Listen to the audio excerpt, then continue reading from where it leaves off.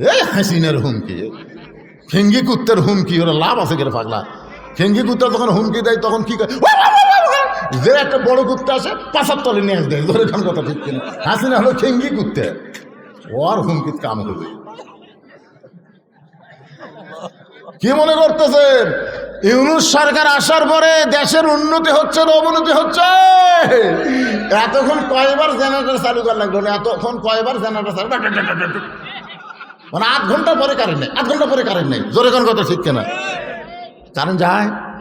রমজান মাসে গেছিল, এর আগে হাসিনার সময় ইফতার করবার কেবল বসে বিসমিল্লাহ করে মুখত দেবো, কারেন্ট নেই।